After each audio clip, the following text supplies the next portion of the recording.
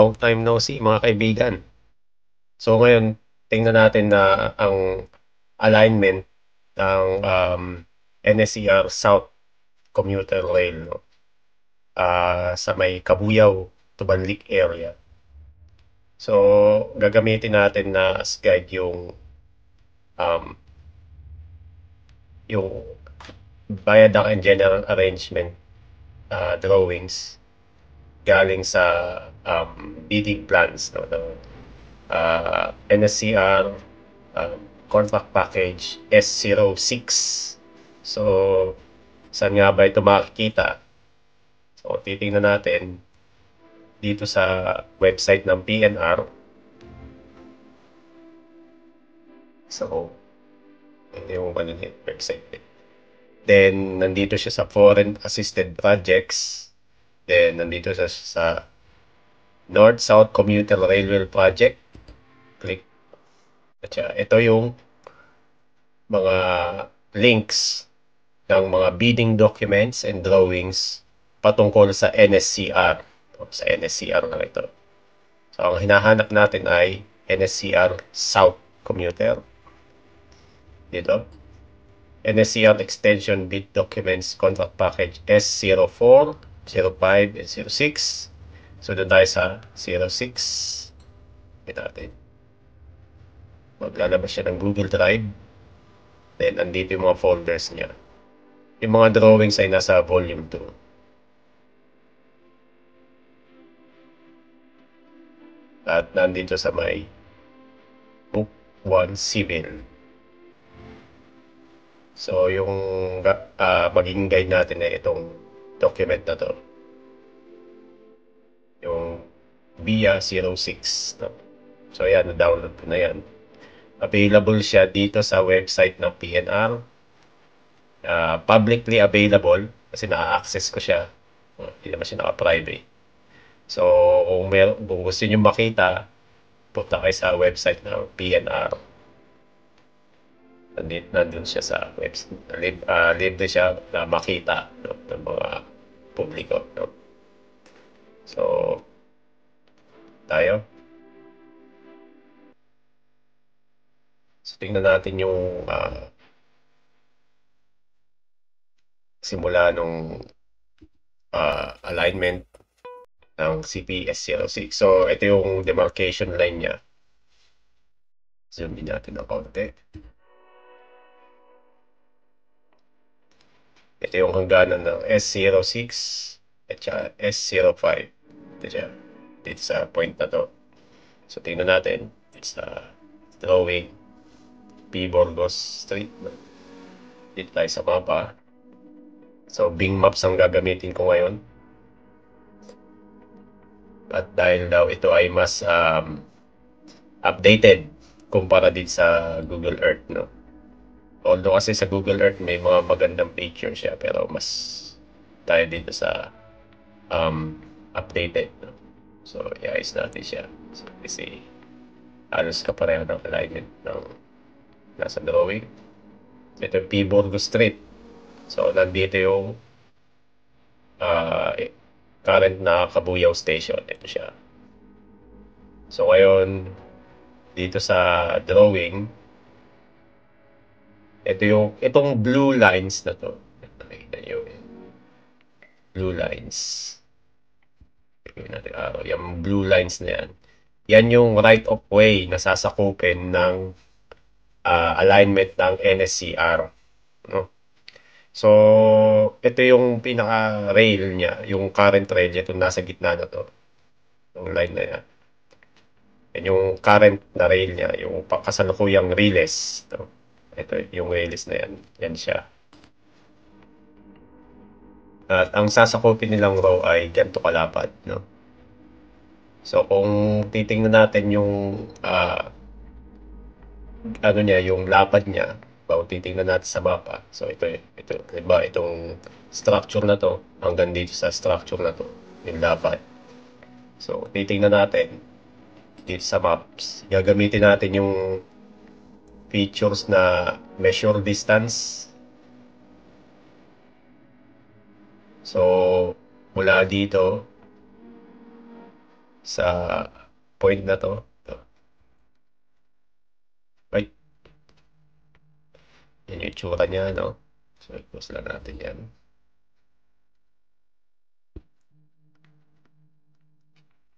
Papunta dito sa picture na to. Ma yan. Makikita nyo ay nasa yan. So, 29 meters o 30 meters ang pinakamagiging sasakupin niyang row, no, ng NSCR. So, yung current kayo na nakabakod ay hindi pa ganyan kalapad kasi nga ang gagawin lang muna nila ay magtatanggal muna sila ng mga relays. I-clear nila yung magiging construction area. Then tatanggalin nila yung mga relays para makapagsimula na sila ng civil works, no? Yung mga earthworks nila. So, balikan natin yung drawing. So, along that, tayo sa susunod na page.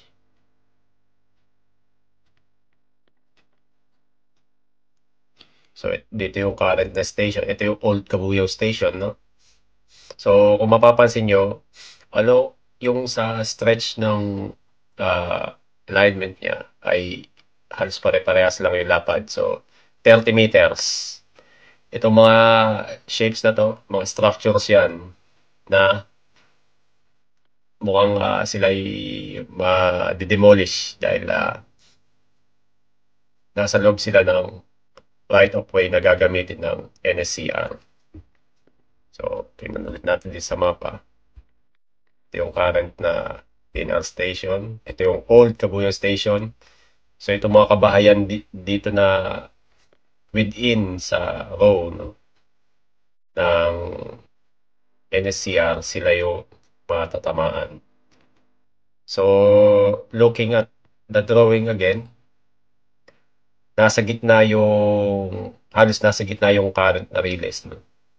So, halos parehas yung magiging sasakupin na row. In total ay 30 meters, no? So, 15-15, no? Pero, hindi lahat ganun yung magiging arrangement, no? Depende sa area. Pero, average ay 30 meters ang kukunin nila o nasa halos 99 or 100 feet, mga ganun yung kukunin nila. Malapad, no? So, dito, ganun din. 30 meters kukunin nila along this area.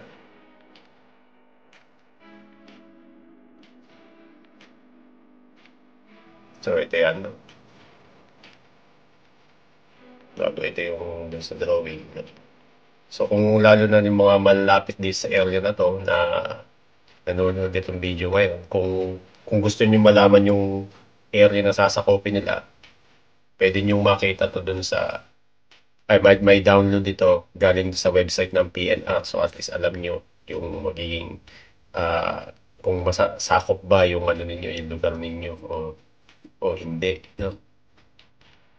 Although, syempre, hindi naman lahat may kakayahang magtingin ng or ma maintindihan yung mga drawing, no?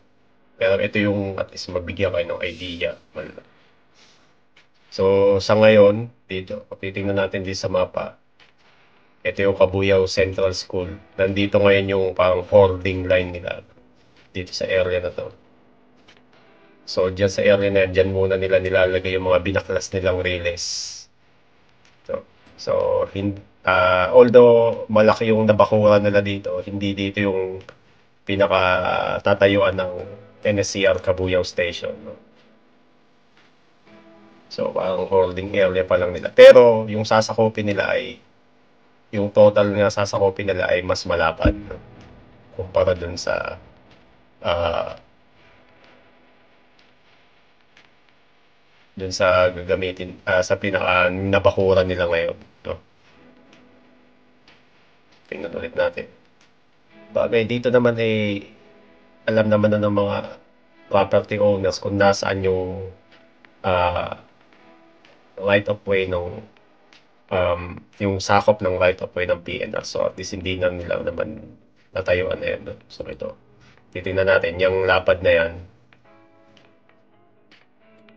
yung lapad na yan ay 30 meters mula dito sa area to hanggang dito. 30 meters ang sasakop. So, sa drawing, sundan na natin.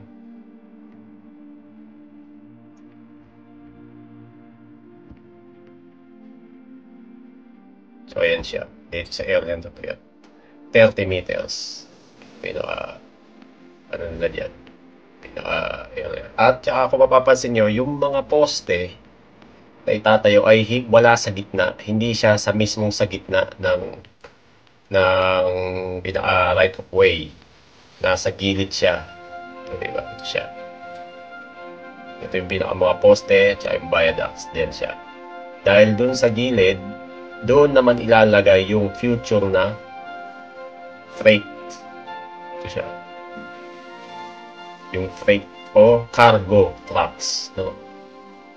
Then meron pa siyang provision kung maglagay sila ng second track sa baba.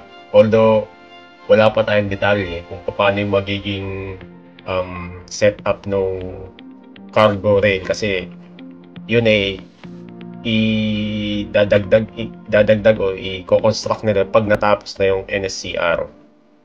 Eh matagal pa to. Siguro mga hanggang 2029 pa. So matagal pa ano. Kaya sa kasalukuyan clinic-clear na nila yung area ngayon para makapagsimula na sila ng construction. So yan. Dito sa pagtawid ng Osmeña Street, dito sa mapa, dito sa ating satellite image, no? Yan. Dire-diretso na parehas lang, 30 meters.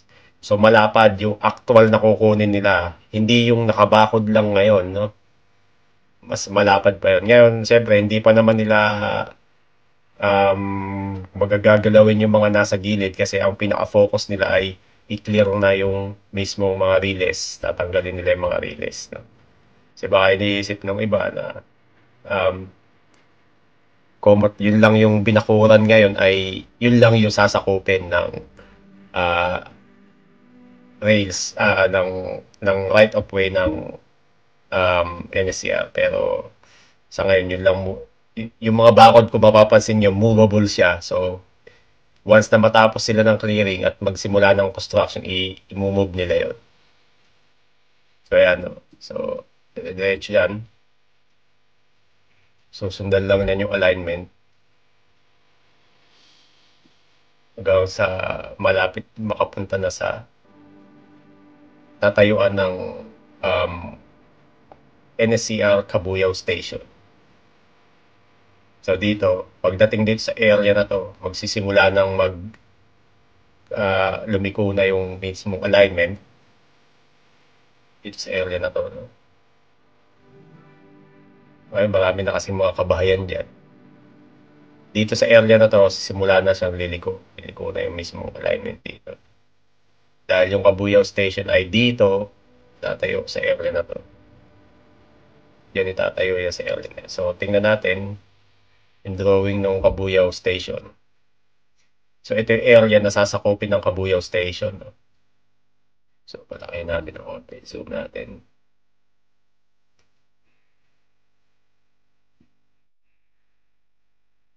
So, nakalagay dito, ang total na area sasakupin ng NSCR Cabuyao Station ay 100,000 millimeters or 100 meters ng lapad.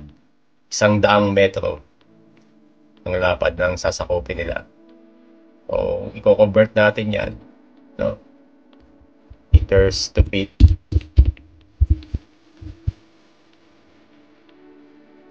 So, 100 meters is 328 feet ng lapad ng kanilang sasakuping lugar. No? So, ayan. Ito siya. Ito yung Yung mismong station, ang lapad niya, itong mismong station na to, ang lapad niya ay 38 meters. Then yung mga pinaka-plaza niya, yung buong area niya ay 100 meters. No? Then magkaroon ng trucks, yung cargo trucks ay nandito sa gilid ng Kabuyao Station. Yan yung para pinaka-footprint ng Kabuyao Station. No? So tingnan natin doon ulit sa mapa. So dito, sa area na to. So try natin i-trace, no? Yung i-measure natin. So mula dito sa bayan ng NIA, ni 100 meters. 100 meters. 100 meters. So yan, yung lapad hanggang dyan, yung lapad ng sasakupin niya na area. So mapapansin nyo,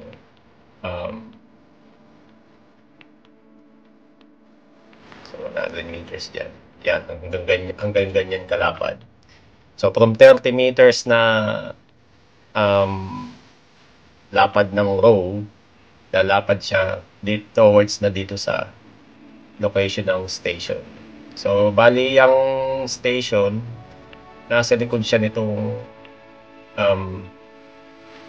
facility, itong mga warehouse na to. Kung di nagkakamali, yung auction house, Japan auction house dito. Ito yung mismong rotonda ng Sala. Nasa likod siya. Ito yung gasolinahan sa may Barangay Sala, Kabuyao. Bago at FG House. Bago dito siya sa likod. Doon. Nasa tabi rin siya nitong kasalukuyang yard o kung saan muna ay pansamantalang ipinaparada yung mga bagong sasakyan ng Mitsubishi dito. So, nandito siya sa tabi. Sa tabi nun. Tingnan natin sa drawing. Yan ang pinaka-area na sasakopin niya. No? Then, dito pa sa ating pinaka-alignment.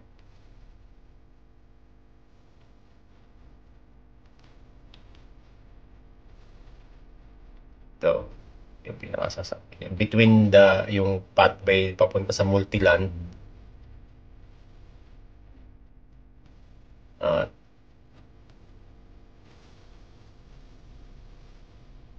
Dito sa may creek na ito, yung mga masasakop ng station. So hanggang dyan yung mga masasakop niya. So dito sa mapa, hanggang dito. So, dyan sa area na yan, dyan yung pinaka sasakopin niya. No? So sa ngayon ay ang uunahin lang muna nila ay yung pagtatanggal muna ng mga relays. No? So, sundan lang natin. So, from there,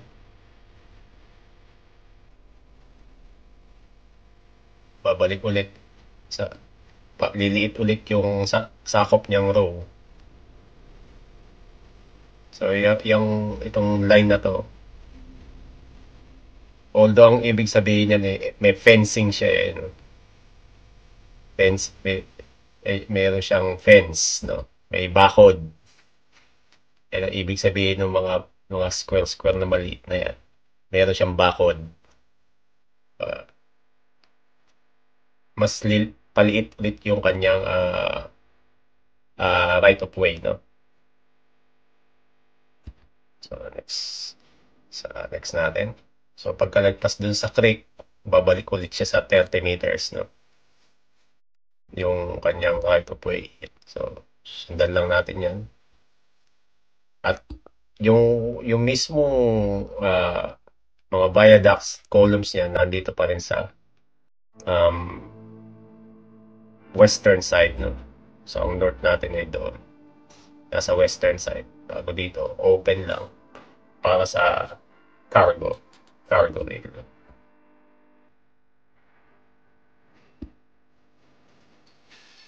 So dito sa may likod ng Katapatan Subdivision, meron rin itatayo na substation. No? Although yung kanyang fencing ay parang masasakop yung mga kabahayan dito. Yun ay tingnan natin kung talagang mismong sa likod lang o ng bakod ng mga bahay o pero meron siyang ano diyan substation na itatayo. So dito 'yon. Sa likod nitong Katapatan Subdivision. Ito sa Katapatan Subdivision yan. Sa may Kabuyaw. Banay-Banay Kabuyaw.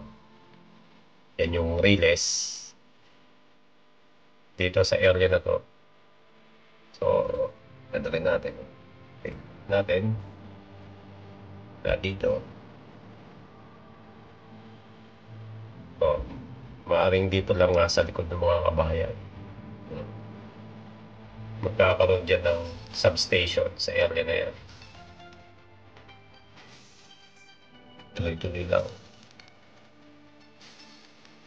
Ito na yung mismong likod ng Katapatan Subdivision at access din para sa mga subdivision na nandito sa likod.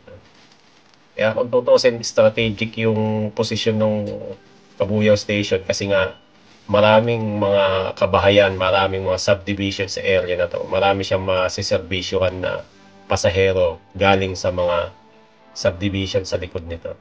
Dito sa area na to ng Kabuyaw. No? May mga area dito na kung saan dito rin nirelocate yung ano eh, Southville. Dito nirelocate yung mga dating mga ah, informal settlers na nakatira sa tabing Riles sa Manila area. Dito sila nirelocate nung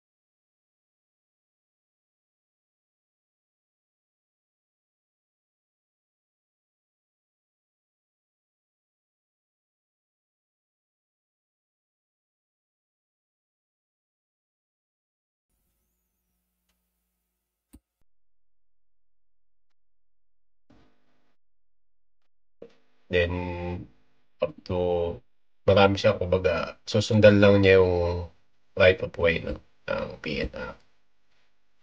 Kaya mapapansin nyo, mula doon sa kaninang starting point natin, ay average talaga niya ay 30 meters. So, kung ano man yung mga structure na within there, ay acquire na yon. Then, syempre, ma-demolish na yun. No? Kaya tuloy-tuloy lang. And then, yung alignment ng mismong mga viaducts at saka columns, doon pa rin siya sa gilid. Para may provision na siya para sa cargo rail. Yan yung ano niya. Ganyan pa rin yung alignment niya. Ganun pa rin, diretso pa rin. Na 30 meters.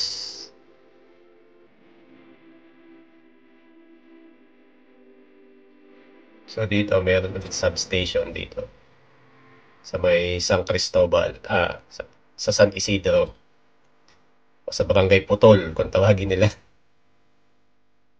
Sa may San Isidro. So dito, sa area na to. Itong San Isidro. Yan. Meron diyang substation silang itatayo ulit.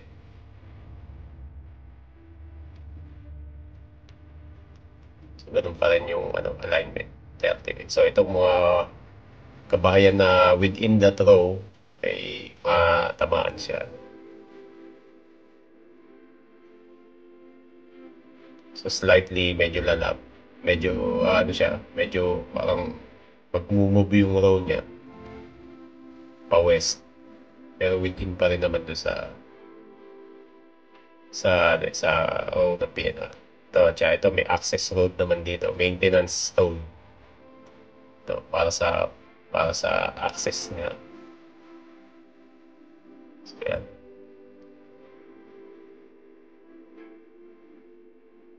So yung nakikita natin mga drone shot mula sa mga ating mga infra vloggers, makita niyo doon na yung mga binakuran ay parang manipis lang siya, parang narrow lang yung lapad, pero in actual malapad yung row, yung right of way na kukunin ng PNR.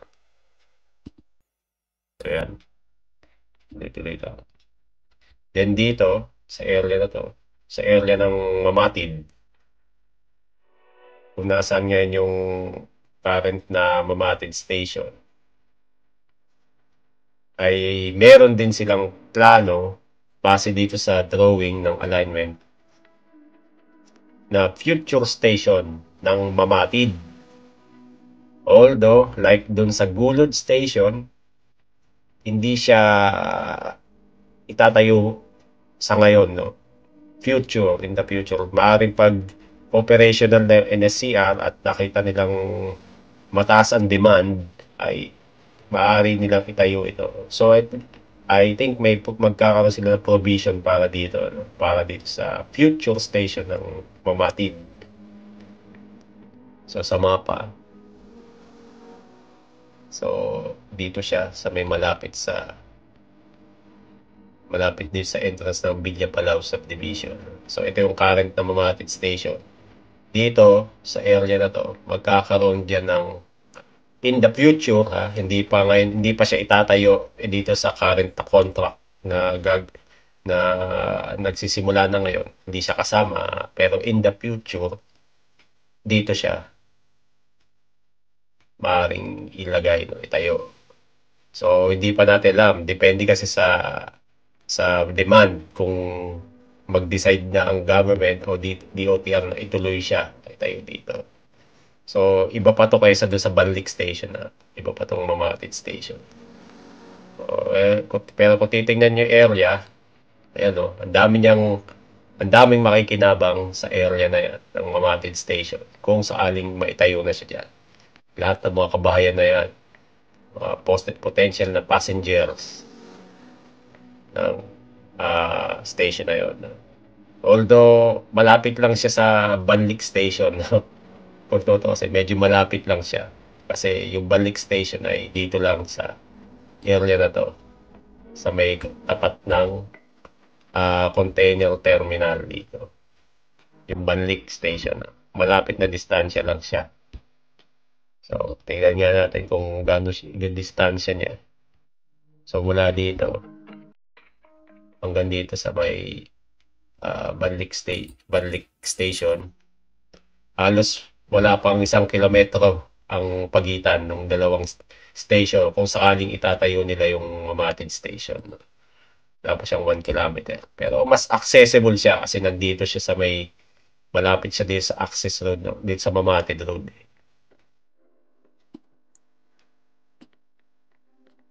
Papapansin nyo, ganun pa rin, 30 meters yung lapad.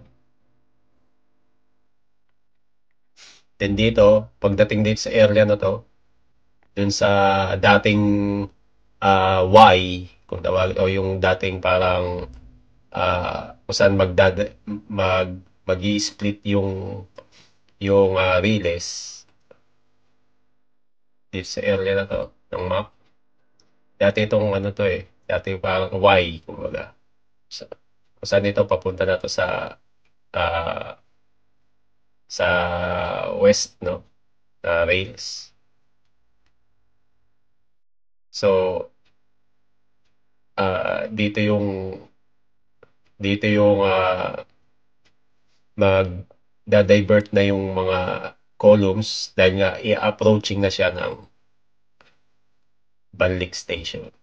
So, ito siya. Mula din sa side, pupunta siya dun sa kabilang side.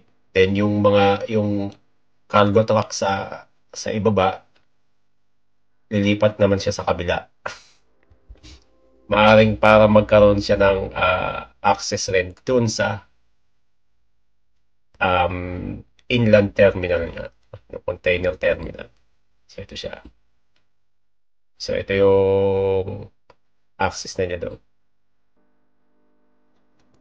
So ito yung Banlik Station. Ito, yung Future Banlik Station. So ito kasama to sa itatayo nung kasalukuyang contractor ngayon. Kasama nung Kabuyaw Station. No? So kung titingnan natin um, sa development access map ng Banlik Station, so may tayo. So may proposed na access road para dun sa Banlik Station. At the same time, meron din kalsada dito na dadaan din sa may inland terminal, no? Para dito sa access na sa Banlik Station. Sa ngayon, wala pa yung mga access road na yan. Pero magkakaroon yan ng access. So, dito na yung cargo rail, maaring magkaroon ng uh, um, way papunta dito sa cargo terminal. So yan yung Banlik Station. Kung titingnan natin ang kanyang sasakuping area ay nasa so 23,800. Natin yung add na lang natin, no? So 60,000 plus 23,800 plus 22,000. So, ang total na sasakupin niya na right of way ay 61.8 meters, no? 61,800 millimeters. 61.8 meters. Pero kung titingnan natin, 61.8 meters. 61.8. So, 202 feet kanyang sasakupin na lugar, no? So kung dito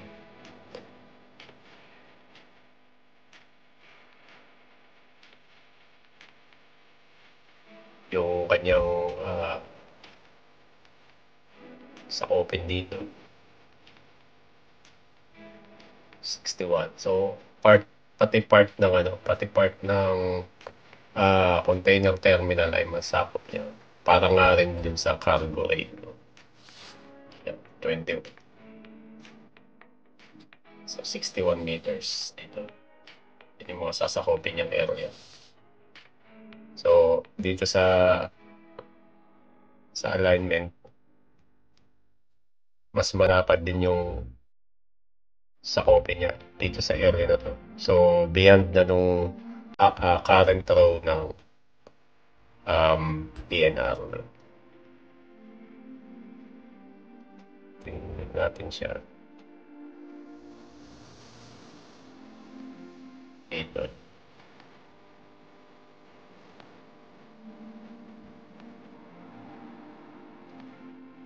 So, dito, mas lalapad na yung row niya. Masasakop niya pala yung ilang kabahayan dito sa may Villa Balao.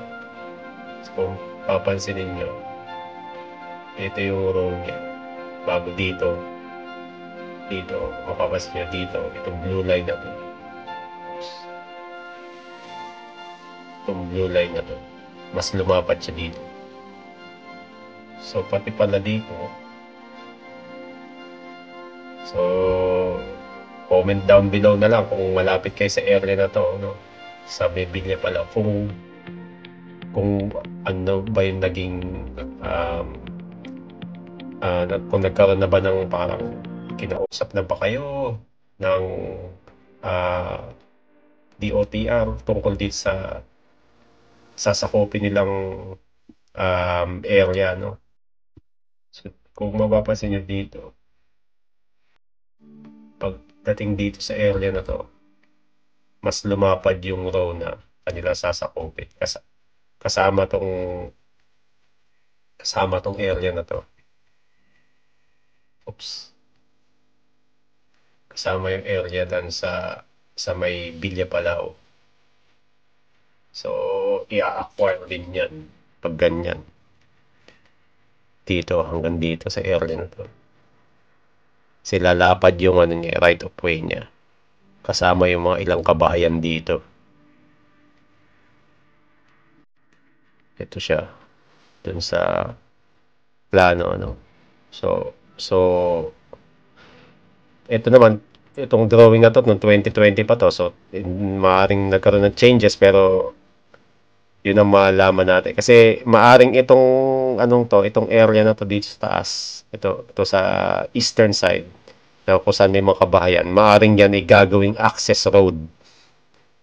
Yun nga lang ay matatamaan yung mga kabahayan dito.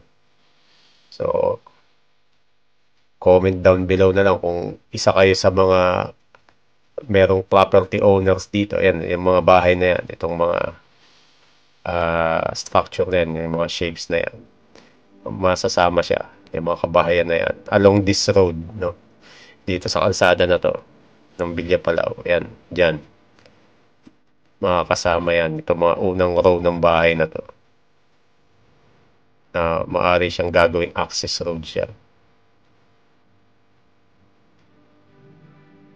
Kung kayo o kung may kakilala kayo na sa area na yan, comment down below kung meron na bang kumausap na contractor o na representative ng DOTR o ng government ukol dito sa pag-acquire ng mga properties dito.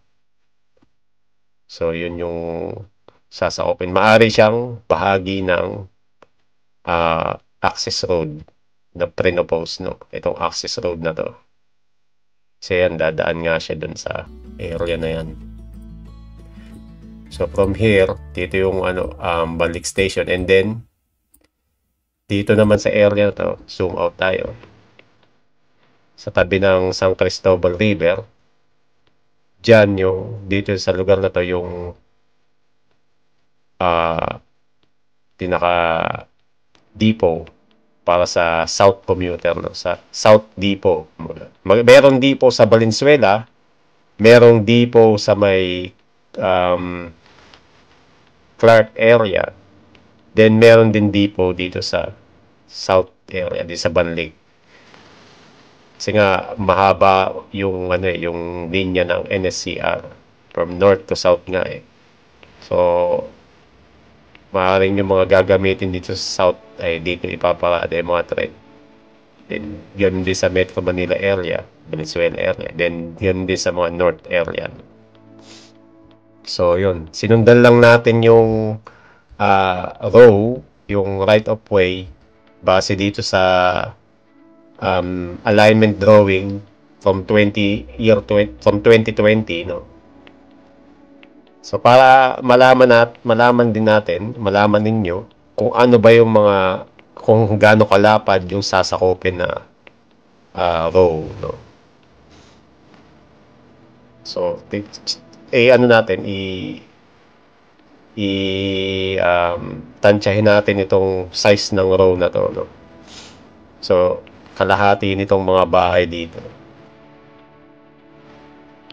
So, half ng mga bahay, ng unang row ng bahay, hanggang dito sa hangganan ng row ng PNR. So, maaaring mula dito, set, hanggang dito. Ay, so, ba't na? Close. So, dito, hanggang dito.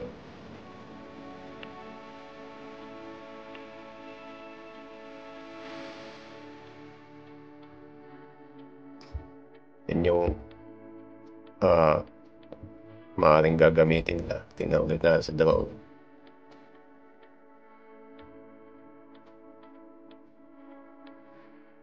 Okay. So, dito. Pati bahagi nitong establishment na to. So, ito yung current na row ng PNR. Maaaring nasa 40 meters ang kanilang sasakupin, no? Dito na sa area to. So, madamay na yung mga ilang kabahayan dito sa Biglia pa daw. So, yun yung nakita natin na maaaring gawin nila, no? So, at least, hopefully, maging reference din ito para sa ating mga kasamang info vloggers. So, at least, ano rin nila, maigamit din nila, ma-reference nila sa kanilang mga updates, ano. So, ni-encourage ko rin yung mga ating mga viewers at saka info vloggers na tingnan nyo rin itong drawing na to, which is available naman publicly sa website ng PNR para at least may idea tayo kung saan, kung gaano kalapad, at saka kung saan yung mga masasakop ng right of way. At least ito naman publicly available naman siya. So, yun. Hanggang doon lang muna tayo, no? Yun lang yung tinignan natin from Cabuyao to dito sa Banlic area. Kasi nga, may mga activities na nagaganap dito. Gaya ng fencing nila at pagtatanggal ng mga relays. So, at least ngayon, nalaman natin na hindi lang yung mga, kung ano yung mga binakuran nila, hindi lang yun yung sasakopin nila. Average minimum ng 30 meters, no? And then, mas malapad sa mga station area. So, sa ngayon, yun lamang po muna. At salamat sa inyong pagsubaybay, ano. Pasensya na rin at hindi ako nakapag-update nitong mga nakaraang weeks kasi very busy talaga sa work. Maski weekend ay may work. So, ngayon lang ako nagkaroon ulit ng time, no. Salamat sa mga patuloy na sumusubaybay at sumusuporta. At hopefully ay nakatulong itong update na ito sa inyo. So, maraming salamat sa inyo. Thank you.